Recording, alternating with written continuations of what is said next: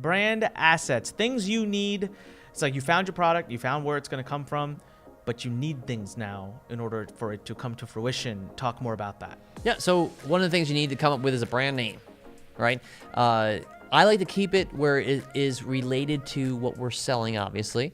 If we can keep it where there's a keyword that we're going after within that product line that we're going after, that would be more efficient, because a lot of times Amazon says, hey, you know what? You need to have your brand name, for example, in your title, right? Well, and there's certain categories that actually they want it to be right in the beginning of the title. Now, I can get into the marketing side of things, but I'll tell you right now, the title is very important as far as where you're ranking. All right, it's one of the key factors. So ideally, I want my main keyword right in the front of the title, right? If they put my brand name right in front of the title and it's XYZ Corp, that no one's searching for XYZ Corp. Well, maybe they are for that one, but you know, I'd rather have my keyword. So if I can, you know, we were talking about baby pacifier, right? If I can have something with baby in it in my brand name, well, that's going to be beneficial to me when, you know, I'm putting that into the title. That makes sense? Yeah. So that's one of the assets we need to create is our brand name. And we want to make sure, obviously, that's not taken. There's ways that we go through and do some searches and see if things are trademarked or if there's other companies that already have that name, that sort of thing. We want to make sure that the names are available. Because if they're not available, then we're going to have to change it later. Perfect. So do you have to get does the domain name have to be available? I hate searching domain names when nothing's ever available. Obviously, it'd be better if it is. Okay. But there's so many different extensions now. You know, I know that in the internet marketing world, we would love to have a .com, you know, but there's not as many .coms anymore. So if we can put, you know, I don't even know, do they have a .product? I don't know, they have a .everything else, right? Yeah. But it's okay. I mean, it's not like we're selling these products right on Amazon.com, right? We're going to be building our brand outside of that, so it's not like we need to worry about SEO and Google search, for example, right? So it's not as important. The brand name being available to trademark is what's important. So trademark searches we can do. It's very easy. Go to google.com, type in search trademark. The USPTO site comes up. It's pretty straightforward. So you had mentioned trademarks before. So you search a trademark. It doesn't exist, but you said we need a trademark. How expensive is that? Because I immediately think lawyer, and anytime you call a lawyer, it's like $5,000. So can we do this without a lawyer? Yeah, so I usually use a lawyer. I use a trademark lawyer, and I would recommend. You're Dave Kettner. You've done $8 million in sales. How does someone who's not? Well, let me put it this way: you can get this whole process done trademarked for $900. That's with the lawyer doing it for you. So I believe when you go through the whole trademark process, if you do it manually yourself, I want to say it's $400 or $500, right? So if you're only paying the lawyer $400 or $500 more to do it for you and making sure it's done correctly, why not spend that money? But you said we don't have to do it right off the bat. You don't. So you go ahead and get your brand, get the product, start selling it. If it's doing well, then trademark. As soon as you have a brand that you know you're going to continue with, you have a name that you know you want, and you've seen the success on Amazon, it's happening for you, you want to make that happen right away. Okay. Yeah. What else? You had said product packaging, even domain, brand name, and then I guess logo and product packaging. I'm going to assume that you need that because you said it before. Where do you get these done? I'm not a designer. Yeah, I don't do it. And I'm not either. I'm terrible at creating these things, right? So we actually utilize the internet to go out there and find these sites where there's experts that are great graphic designers. Or even Upwork is a great place to go. 99 Designs is another one. We can go to even, Fiverr.com. I know, and people are like, well, wait a second. Fiverr is only those $5 options, right? Fiverr now is everything, right? There's actually...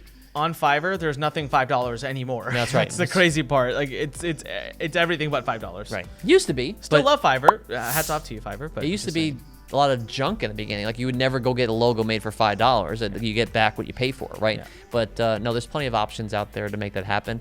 And what's awesome about this is these guys are the professionals in what they do, so we can communicate to them ideas of what we're looking for. And they can go back and forth, work with you and say, what do you think of this? Or you can sketch it out and say, hey, something like this, and they can create it for you.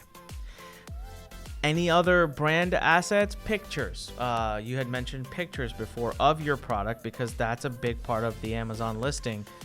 Do you just take your cell phone and take pictures when it gets home to you, or what do you do? Yeah, so, again, crap in, crap out is what I like to say, all right? And so if you're going to take pictures with your iPhone, now, don't get me wrong, iPhone now quality pictures are really good. And when people are starting this business, if all you have is you get your own pictures, you got to do what you can do. When I first started, I bought some really nice lighting, and I went through and had just a white pure background. I would take the pictures of the product, send it actually to Fiverr, make sure that for that very first product that they remove the background to make it on pure white, so it's not like grayish. In fact, Amazon wants it on pure white. You can do that for $5. But whenever you can get a professional photographer to take the pictures for you, and we have different places we send it as well, it doesn't have to be that expensive.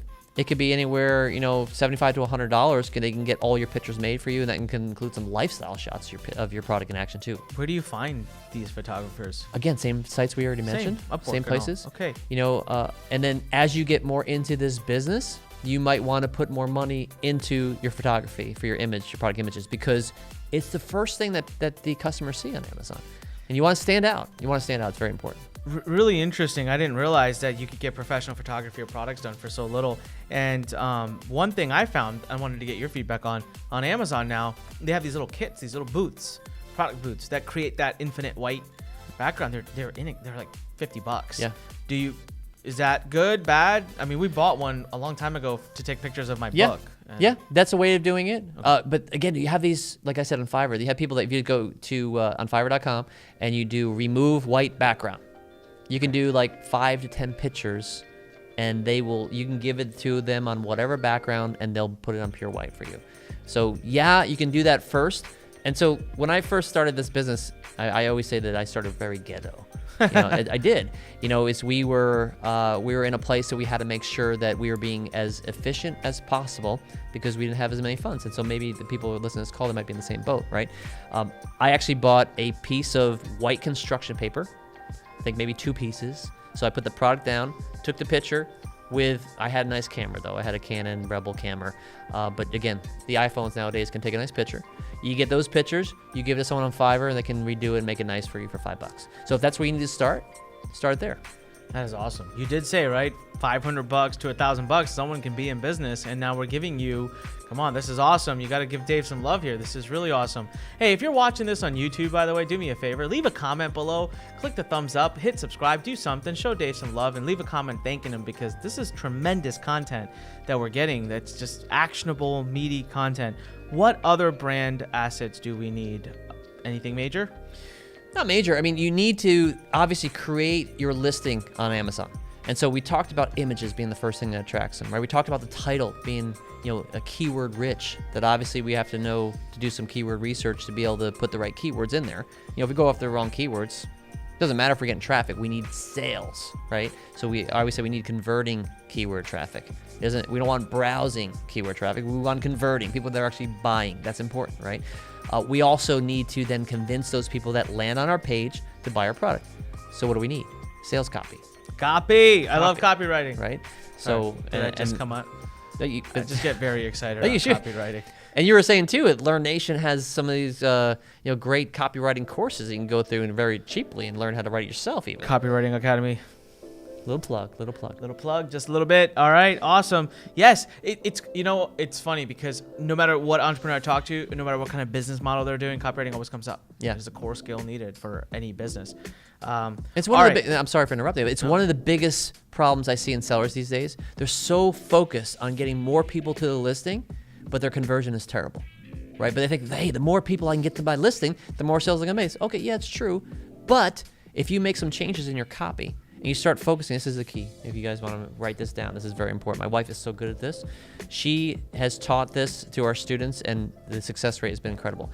Emotional buying trigger words. If you can put emotional buyer trigger words that are focused on the benefits, not the features, the benefits to the person. So the person is coming to a listing trying to find a solution to a problem, right? And then you have emotional buying trigger words around that, your conversion rate is going to explode. What is an example of an emotional buying trigger word? Okay, so I don't know if you want to go back to the baby pacifier that we were talking about before. Sure. Probably not, because I can't think of that's more coming from a mom. Well, okay, let's go there. Yeah. So it's coming from, the baby's not saying, hey, this is the kind of thing I'm looking for, right? Maybe it's going to be for the mother. So what's something that could be a benefit? And this is us just brainstorming off the top of our heads here. Good, that's exactly a perfect one right there. A soothing pacifier, soothing to the child, and it's going to make the mother happy because the baby's not going to be fussing and crying, right? So soothing is a very good one, right? So something that is solving the problem, which why do we give the baby the pacifier? Cranky, screaming, hungry. Just shut it up. Okay. Not a parent yet, as you say there. But yeah, we want to be that's the benefit to the mother. It's a benefit to the child too, because now the baby's soothing. It could be, the baby could be teething, right? And that could be now just having something in their mouth is comforting to them. So comforting, soothing. Again, my wife is what's really good at this. The women, by the way, always, whenever I need some kind of emotional trigger, buying words around benefits, I go right to my wife. And I always say, go to your wives, because they're all about the feelings. They're all about the emotions. That's an interesting tip. I don't think I've ever had that one in copywriting, but I could see how that would be powerful. It works. Oh, okay. I will write something, and I find myself to be a pretty good copywriter now, and then I'll give it to my wife, or I'll even put it to a few of our women's, people that we have in our group, and I'll say, hey, what do you guys think about this? And they'll come up with ideas. I'm like, hey, why don't you throw this? I'm like, wow, never thought of that. Because from a male perspective, we're very mechanical, where the women are very emotional, right? So, and usually the majority, and if you guys are males out there and you're shopping, I shop too, but the majority of people that are out there shopping are the women. So we want to write to them as well. Thanks for listening to The Fighting Entrepreneur with your host, Anik Singal.